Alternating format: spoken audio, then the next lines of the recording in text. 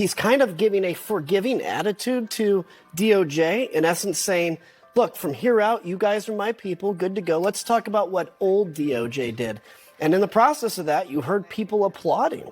You'd hear people applaud when he'd mention the name of the FBI director or whatever. And it was very creepy. And this is something that I think Americans, regardless of your political position, should really be worried about. Ellie, I mean,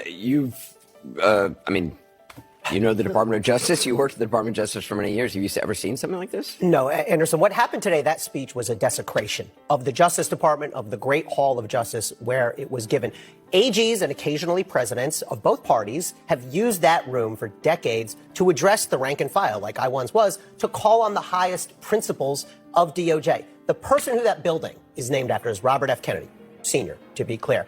And just to give a sense of the type of speech that ordinarily gets given by an AG to prosecutors, I pulled this. I just want to read real quick how RFK ended a speech he gave in 1962 when he was AG. He said to the group, "In closing, let me tell you how important I think your work is to the future of our country. History knows no inevitability except as men surrender to their own fears of the future. I salute you and I wish you well in your work." Now today, by contrast, we have Donald Trump calling prosecutors Marxists, scum, savages, and thugs. We have a 5-minute speech on Bobby Knight and Indiana basketball. We have talk about the price of eggs and bacon. We have stuff about Hunter Biden's laptop. We have a riff about Norm Eisen. Why, I have no idea. We have the fact that probably not a fact, but the claim that firefighters voted for him by 94%. We have mentions of Al Capone, Wyatt Earp, Rudy Giuliani. And then it ends with, I actually thought I was hearing something wrong. YMCA, that song, they played it and he danced to it on the stage of the Great Hall. It was disgraceful. Judge, what did you make of it? Yeah. How do you think actually sitting federal judges, who obviously they work for a separate branch, but watching that, what do you think they feel? You know, it's funny. It's all projection. He seemed to take the opposite position of what you would think on everything. So he said it was so terrible of the media to attack Justice Cannon, Judge Cannon. She's such a wonderful judge. She's brilliant. She was terrific. And the media was so unfair to her. And it's as if he didn't realize what's going on with attacking judges now, calling them traitors, calling them they should be impeached. And his henchmen, Musk, Mike Johnson, etc., they are going forward with thinking about impeaching federal judges for making decisions they think are right. So on the one hand, he was so critical of attacking Cannon, and on the other hand, didn't see that it's the flip side. And so that just really stunned me that he didn't see that parallel. And he did that in a couple of other contexts too. He talked about the weaponization of the Justice Department. I can't imagine anything more weaponized than the way he handled that speech as what he called himself, the chief law enforcement officer of the country, as if he's now going to direct the Justice Department, the FBI, what they should do, who they should prosecute. And he went after his enemies list. I mean, there used to be this sort of agonizing of presidents about, meeting with the head of the Department of Justice, about keeping independence, right. not the president not influencing stuff. Having a FBI director that stays over for multiple administrations. Wow, folks, I gotta say, nothing says independent justice system quite like standing in front of a cheering crowd and declaring, "This is my Department of Justice." I mean, why stop there? Maybe rename it to Trump's Law and Order Agency while we're at it. Because nothing screams democracy more than a leader telling prosecutors exactly who should face justice.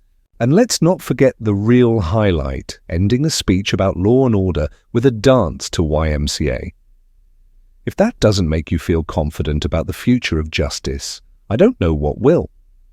But seriously, let's unpack this. Trump stood at the Great Hall of Justice, where past leaders have given speeches about fairness, rule of law, and integrity, and decided to use it as a platform for settling scores.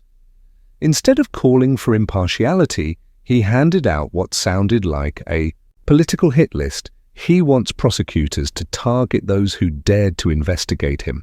Because that's what justice is all about. Punishing your enemies while your supporters cheer in the background.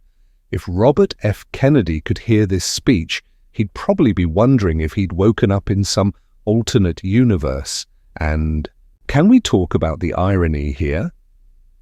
Trump spent years ranting about the so-called weaponization of the justice system, how it's been used against him unfairly. But now he's out here saying, all right, folks, my turn. He's not even trying. To be subtle, he's essentially saying, I got indicted. Well, now it's time to return the favor. And his crowd, they love it. The same people who screamed about justice being unfair under Biden are now thrilled that Trump is openly turning the DOJ into his personal revenge squad. It's not just about Trump, though. What does this mean for the future of justice in America? Are we really at the point where the Attorney General is expected to take direct orders from a politician? Presidents are supposed to nominate AGs, not control them. But if this is where we're heading, what happens when the next person in power decides to flip the script? If justice is just a political tool, then none of us are safe, Republican, Democrat, or otherwise, and the judges, oh boy, the judges. Trump loves some, hates others, and makes it very clear who's on his naughty list. Federal judges are supposed to rule on cases based on law, not based on how much they like the guy in the White House. But now we have an ex-president cheering on impeachment efforts against judges simply for making decisions he doesn't like. If you're a judge right now, you've got to be wondering, will I be next? because, at this rate, impartiality in the courts could become a thing of the past. So here's the big question. Is this what we want the Justice Department to be? Just another branch of a politician's campaign team? Because if this becomes the norm, every future president is going to feel entitled to control prosecutions. Imagine a system where the law is no longer about justice, but about who holds power. What happens when your guy isn't in charge anymore? Will you still be cheering then? If this concerns you even a little, now's the time to pay attention. The rule of law isn't just a catchphrase, it's what separates democracy from dictatorship. Let me know in the comments, do you think Trump's vision of justice is the way forward, or is this setting a dangerous precedent? And don't forget to like, share, and subscribe, because let's be honest, keeping democracy alive deserves a little support.